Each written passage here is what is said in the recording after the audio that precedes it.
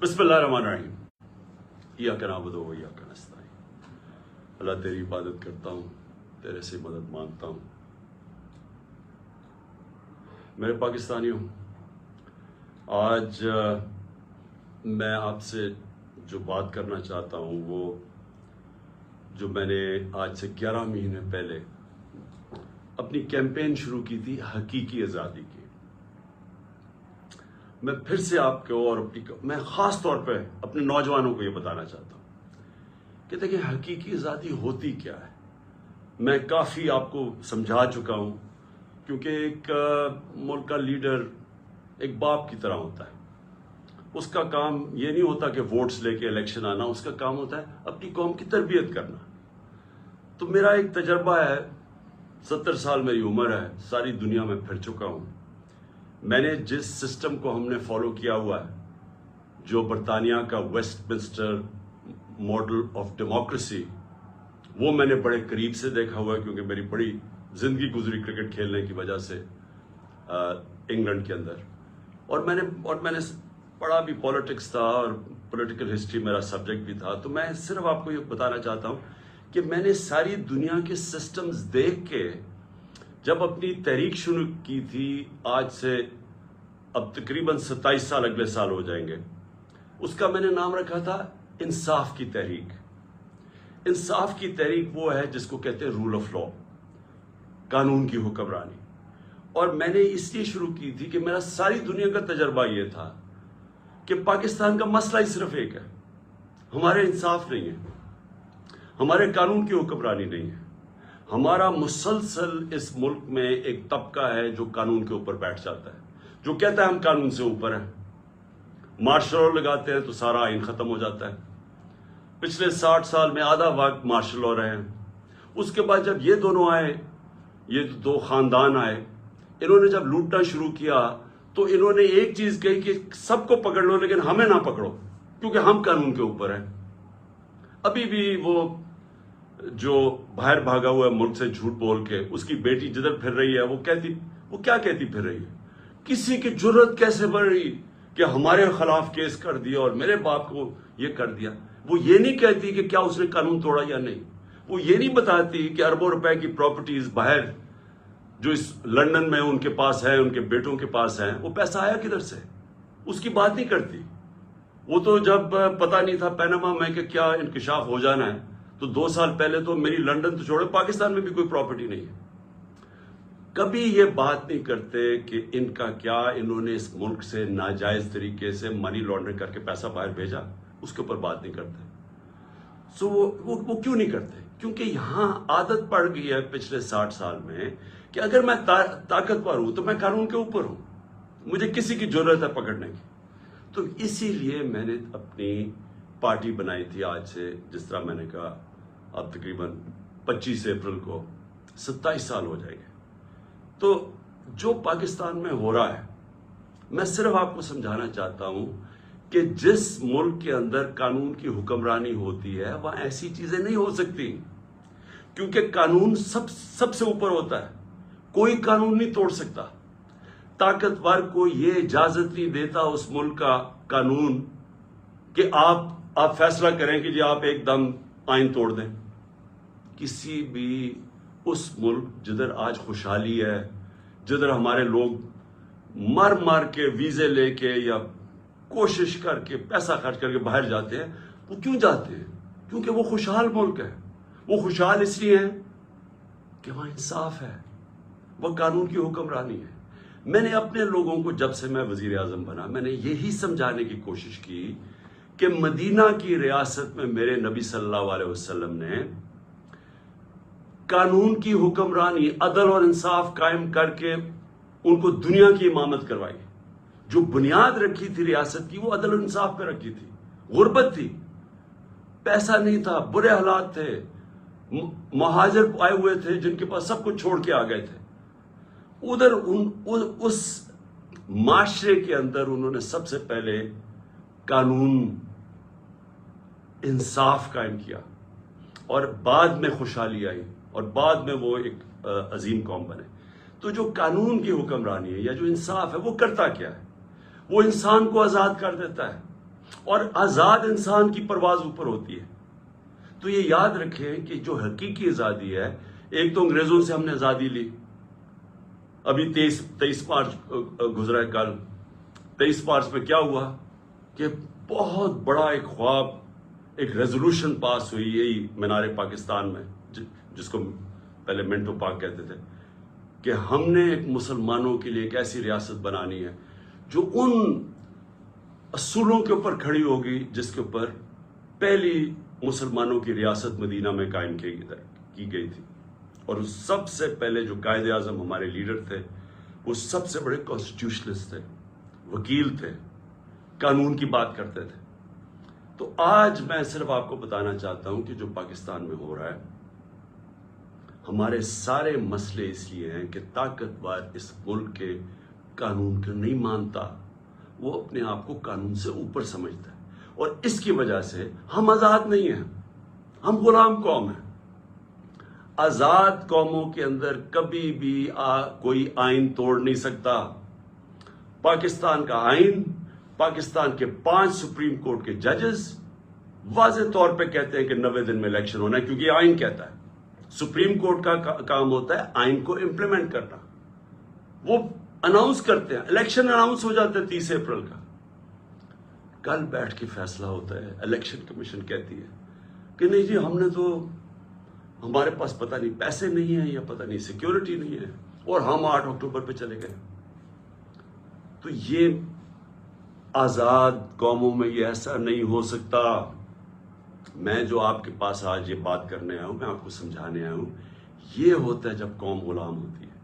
کیونکہ جس ملک پہ آئین نہیں ہوتا اور قانون نہیں ہوتا، وہ ملک غلام بن جاتا ہے. اپنے ہوتے ہوئے ہیں پاکستانی اوپر، لیکن ہم غلام ہیں، ہم آزاد نہیں ہیں. اور یہی رکاوٹ بنی ہوئی ہے ہماری پرواز میں. ہم آج بیکاریوں کی طرح پیسے مانگ رہے دنیا سے، دنیا میں ذلیل ہو رہے ہیں. آج ذرا دیکھیں کہ حالات کیا ہیں اس ملک کے، کہ 11 مہینے سے جب سے حکومت آئی ہے امپورٹڈ، جو ہمارے اوپر مسلط کی گئی ہے، آج 6 اب تک لوگ آٹے کی لائنوں کے اندر کھڑے مر گئے.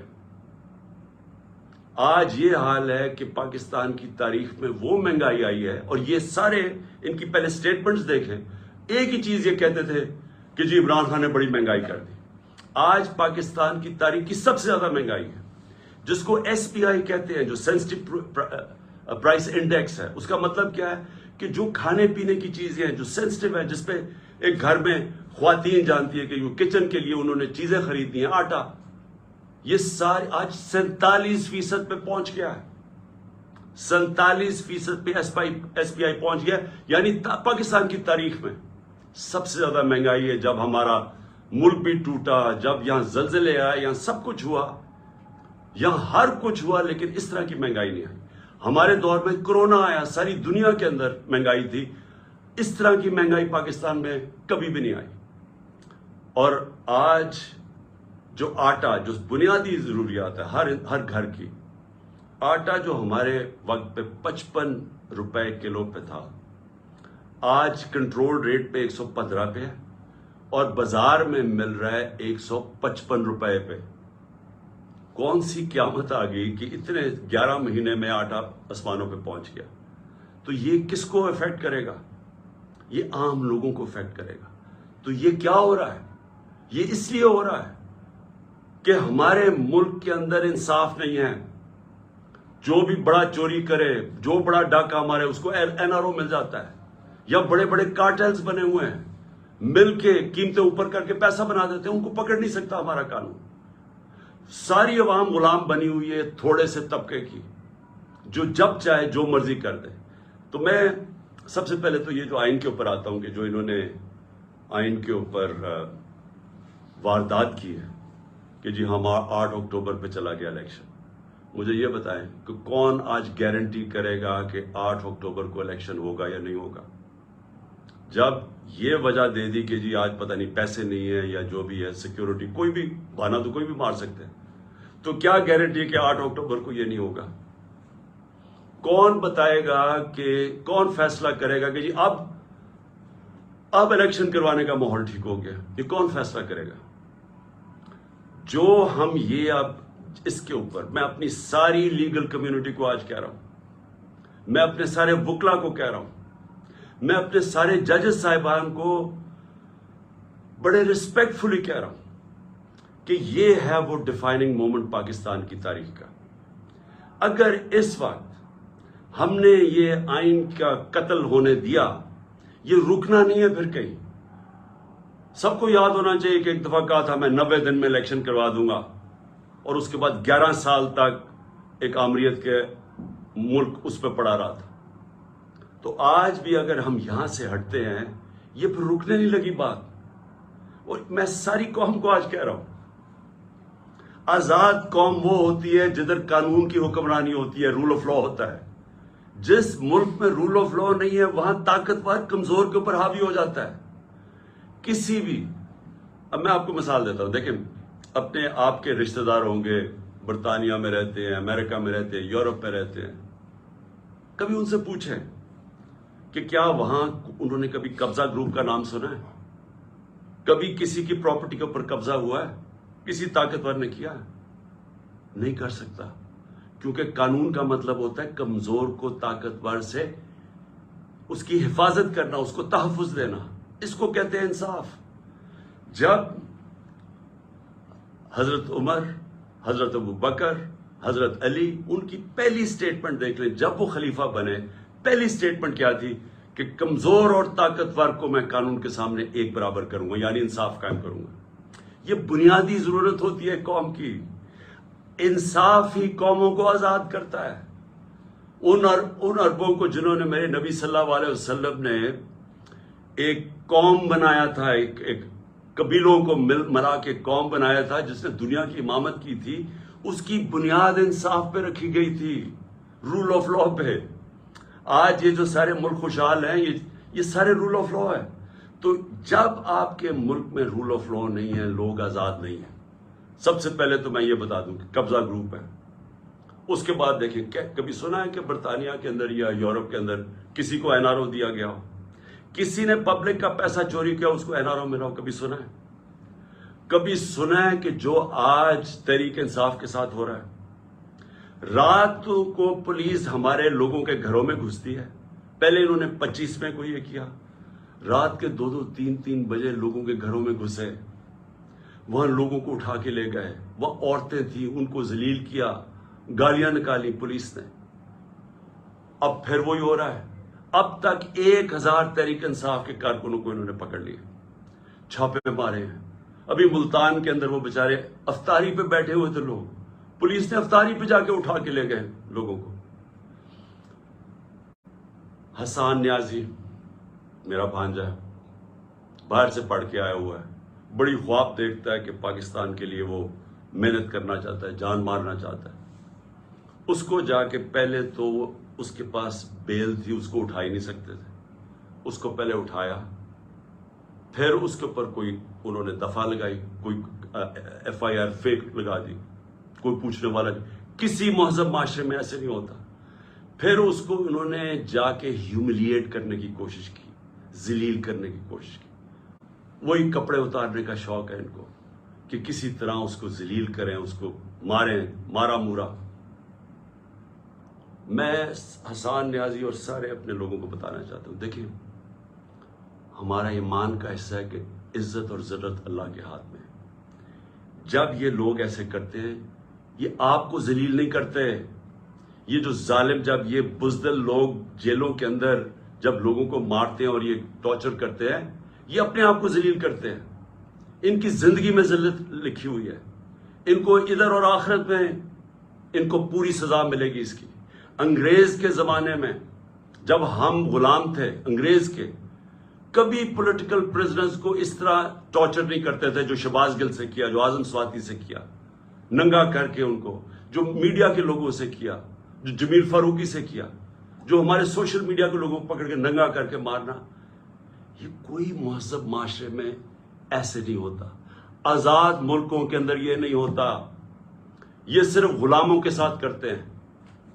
اگر امریکہ نے کبھی کیا بھی تھا ٹارچر تو وہ دوسرے ملکوں میں جا کے کرتے تھے، اپنے ملک کے قانون کو اجازت نہیں دیتے تھے۔ گوانٹانامو اس لیے بنایا کہ وہ اپنے ملک سے باہر تھا، تو ادھر جا کے ان سے وہ چیزیں کرتے تھے جو اپنے ملک کے قوانین ان کو اجازت نہیں دیتے تھے، پرائے لوگوں سے بھی، فورنرز کو بھی اجازت نہیں دیتے کہ اپنے ملک میں ان کو ٹارچر کریں۔ ہمارے اپنے ملک میں جو پولیٹیکل پریزنس ہے اور جس طرح کا ان کو رویہ رکھا ہوا ہے، یعنی میں کبھی اپنی زندگی میں نہیں سوچتا تھا کہ ہماری ریاست اتنی نیچے گر سکتی ہے۔ اظہر بشوانی نوجوان ہے، وہ سوشل میڈیا کا، اس کو اٹھا لیا، ابھی تک نہیں پتا کدھر ہے وہ۔ اس کے ماں باپ کی مجھے میسج، اس کے بھائی بیچارے مجھے ملنے آئے، غائب کر دیا اس کو۔ کیا اس کا قصور ہے؟ خوف پھیلانے کے لیے کہ یہاں ریاست ایسی ہے کہ آپ کو کچھ بھی کر سکتی ہے، تاکہ سب ڈر کے گھر میں ڈر کے رہے سارے۔ شاہد حسین انگلینڈ میں کامیاب بزنس مین، ایک پاکستان کی درد رکھتا ہوا کہ جی میں ملک کے لیے کچھ کرنا چاہتا ہوں، وہ یہاں کام کر رہا تھا، اس کو کل اٹھا کے غائب کر دیا، پتہ ہی نہیں وہ کدھر ہے۔ 1000 کارکن ہمارا اس کو جیلوں میں ہے، اس میں سے ایک نوجوان ہے فہد، وہ اسپیشل چائلڈ ہے، وہ ضلع شاہ کی طرح، وہ بھی ایک کیا اسے ہم کہیں درویش ہے، وہ یعنی اسپیشل چائلڈ ہے، وہ ملنگ ہے۔ اس کی بہنوں کی میسیجز آ رہی ہیں کہ جی وہ 14 سے اس کو غائب کیا ہوا اٹھا کے، یہاں 14 یہ جو پورا قلعہ زبان پاک کا قلعہ فتح کرنے کے لیے جو 3 طرف سے حملہ ہوا تھا، اس کو اٹھا کے لے گئے۔ کسی پاکستانیوں کسی آزاد معاشرے میں ایسے نہیں ہوتا، یہ مقبوضہ کشمیر میں کر رہے ہیں ایسے، جو یہاں ہو رہا ہے مقبوضہ کشمیر کے اندر اسی طرح لوگوں کو اٹھا رہے ہیں وہاں، جو ہم ہر روز مذمت کرتے ہیں اور ہم کشمیریوں کے ساتھ اظہار یکجہتی کرتے ہیں، اس لیے کہ ان سے یہ ظلم ہو رہا ہے، فلسطینیوں سے یہ ہوتا ہے، یہ ہمارے سے ہو رہا ہے یہاں، اور ایسا ہو رہا ہے ایسا خوف پھیلانے کے لیے کہ سب ڈر جائیں۔ عامر مغل ہمارا کارکن ادھر اسلام آباد کا، وہ نہیں تھا گھر میں، اس کے بچے کو 11 سال کے بچے کو اٹھا کے لے گئے۔ کون سے ملک میں یہ ہوتا ہے؟ میں پھر سے پوچھتا ہوں کہ کون سے ملک میں یہ ہوتا ہے؟ میں آج اپنی عدلیہ کو بھی کہنا چاہتا ہوں، میں پھر اپنی لیگل کمیونٹی کو کہنا چاہتا ہوں، آپ کے اوپر اللہ نے بہت بڑی ذمہ داری ڈالی ہے، کیونکہ آپ کا کام ہے ہمارے ہیومن رائٹس کو پروٹیکٹ کرنا۔ اور اس کے بعد میں اپنے گھر کا میں آخر میں آتا ہوں اس لیے کہ عدالت میں نے آج جج صاحب کو عدالت میں بتایا، میں نے کہا آپ نے کہا تھا کہ میرے گھر اگر کوئی سرچ وارنٹ لینے آئے گا تو وہ آپ نے طے کیا کہ ایک ان کا کوئی ایس پی پولیس تھا اور ایک ہمارا آدمی، اور وہ اکٹھے سرچ کریں گے۔ ہم نے کہا بسم اللہ۔ 40 لوگوں نے دروازہ توڑ کے میرے گھر گھسائے، اور تب جب میں یہ بتا چکا ہوں، میں وہاں اسلام آباد تھا پیشی کے لیے، میری بیوی اکیلی دیندار خاتون جو دنیا میں جن کا واسطہ نہیں ہے، اپنی زندگی گزارتی ہے، وہ اکیلی یہاں سے دروازہ توڑ کے اندر گھسے۔ 40-50 پولیس والے کچھ چھتوں پہ چڑھ گئے، یہاں بےچارے جو لوگ ملے کچھ 4-5، ذرا دیکھیں وہ بےچارے ملازم، ان کو مار مار کے ان کی چیخوں کی آوازیں آ رہی ہیں، کسی کا بازو توڑ دیا پکڑ کے، ایک کو بیہوش کر کے وہ نالی میں پھینک کے چلے گئے۔ یعنی انسان تو چھوڑے، درندے بھی یہ نہیں کرتے۔ اور کس قانون کے تحت کیا؟ جب عدالت نے بتایا ہوا تھا کہ آپ جا ہی نہیں سکتے سرچ وارنٹ کے بغیر، اور سرچ وارنٹ میں بتایا کہ کیا ہوگا، 2 لوگ صرف آئیں گے یا 40-50 لوگ جو پولیس والوں نے کیا، لوٹ کے لے گئے، جو چیزیں ملی لے گئے، وہ بےچارے سرونٹ نوکروں کی جو ملازموں کی جو جگہ تھی وہاں چلے گئے، ان کی چیزیں لوٹ کے لے گئے۔ سوشل میڈیا کا لڑکا تھا، وہ اپنے کیمرے وہ لوٹ کے لے کے چلے گئے۔ یہ ہو رہا ہے اس ملک میں، یہ آزاد ملک میں نہیں ہو سکتا۔ یہ غلاموں کو ایسے ہوتا ہے جن کے بھیڑ بکریاں کو ہمارے کوئی رائٹس ہی نہیں ہے۔ اور اس کے بعد میں نے یہ بھی کہا کہ مجھے پتا کیسے چلا کہ یہاں ایک واردات ہونے والی تھی۔ پہلے تو مجھے جوڈیشل کمپلیکس کے اندر مارنے کی پورا پلان بنا ہوا تھا۔ ہمارے وکیل جو اندر گئے، جو تھوڑے سے لوگ تھے، انہوں نے وہاں بتایا کہ ماحول ہی کچھ اور تھا، وہ نامعلوم لوگوں نے کمرے رکھے ہوئے تھے۔ اس کے بعد سی ٹی ڈی کے کپڑوں کے اندر نامعلوم لوگوں نے ان کے کپڑے پہنے ہوئے تھے، وہاں رینجرز، وہاں پولیس، اور وہاں یہ حالات تھے کہ جو ہمارے جن لوگوں کے نام لکھے ہوئے تھے کہ جنہوں نے وہاں مجھے ریپرزینٹ 10 لوگوں نے جانا تھا، ان میں سے شبلی فراز کو مارا انہوں نے، وہ بیچارے اس کی ابھی تک اس کی ہڈی توڑ دی ہے، کریک کر دیا ہپ کو. شبلی فراز کو وہ جا کے ہاسپٹل چلا گیا. ہمارا جو عمر سلطان تھا، نام دیا ہوا ہے، اس کو مارا اس کا منہ کے اوپر ناک، اس کی ہڈی توڑ دی. کچھ بھی نہیں ہوا. اندر یہ حالات تھے. میں نیچے 40 منٹ انتظار کر رہا ہوں، اوپر سے پتھر مار رہی ہے پولیس، اشتعال دے رہی ہے لوگوں کو، ٹیئر گیس کر رہی ہے. میں وہاں انتظار کر رہا ہوں اپنی پیشی کے لیے. اندر گھستا ہوں تو وہ اور ہی ماحول تھا. تو پلان بنا ہوا تھا مجھے مارنے کا. مجھے کیسے پتا ہے؟ مجھے کیسے پتا ہے؟ کیونکہ مجھے پولیس آفیسرز نے بتایا کیا پلان بنا ہوا تھا. وہ خود حیران تھے. اسلام آباد کا آئی جی اس میں شامل تھا، اس کو پتا تھا، اور نامعلوم افرادوں کو پتا تھا. انہوں نے مجھے وہاں قتل کرنا تھا. اللہ نے بچایا. کیسے ہم وہاں، اگر وہ جو حالات تھے وہ ایسے تھے کہ وہاں اندر گھس ہی نہیں سکتا تھا، تو ہم واپس آ گئے. پھر یہاں مجھے کیسے پتا چلا کہ ادھر پلان کیا ہوا تھا؟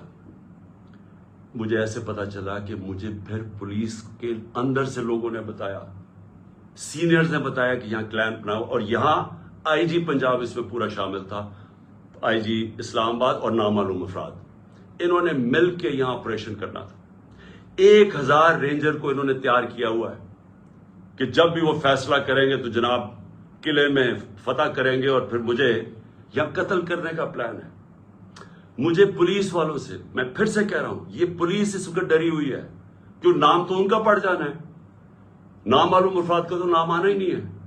تو انہوں نے، پولیس والوں نے مجھے آ کے کہا کہ خان صاحب یہاں سے چلے جائیں. کوئی کہتا جی آزاد کشمیر میں آپ کی گورنمنٹ ہے، ادھر چلے جائیں. کوئی مجھے کہتا کہ آپ کی گلگت بلتستان میں گورنمنٹ ہے، ادھر چلے جائیں. وہ خوف زدہ ہے. دیکھیں، اور پھر مزاحیہ خیز بات کیا ہے؟ فیصلہ کیا جی کہ وہ ایک جے آئی ٹی بنے گی. جے آئی ٹی کون بنائے گا؟ جے آئی ٹی وہ لوگ بنائیں گے جو مجھے قتل کرنا چاہتے ہیں. ابھی تک پہلے یہ تو پوچھیں کہ جو جے آئی ٹی میرے اوپر بنی ہوئی تھی اس کو تباہ کس نے، سیبوٹاج کس نے کیا؟ کیا ہوا کہ وہ جو جے آئی ٹی کے فائنڈنگز تھیں اس کا ریکارڈ کدھر سے غائب کیا گیا؟ کیوں آفیسرز بدلے گئے؟ کیوں جیسی یہ کیئر ٹیکر گورنمنٹ آئی وہ جے آئی ٹی کو ڈسبینڈ کیا گیا، اور وہی آفیسر جو ان کو اوپر بٹھا دیا جو سیبوٹاج کرنا چاہتے تھے، جن کے اوپر پروسیکیوٹر جنرل نے کہا کہ ان کے اوپر کارروائی کرو کہ انہوں نے جے آئی ٹی کو سیبوٹاج کیا، انہی کو انہوں نے آ کے اوپر بٹھا دیا. اور اب وہی لوگ ایک اور جے آئی ٹی بنائیں گے یہ انویسٹیگیٹ کرنے کے. میں نے تب بھی کہا تھا، میں آج بھی کہہ رہا ہوں، اگر جے آئی ٹی بنانے آپ سیریس ہیں، چیف جسٹس کے نیچے بنائیں. اور ہمیں کسی کے اوپر کانفیڈنس نہیں ہے. اس گورنمنٹ کے اندر وہ لوگ بیٹھے ہوئے ہیں جنہوں نے پہلے بھی مجھے قتل کرنے کی کوشش کی، اب پھر کریں گے.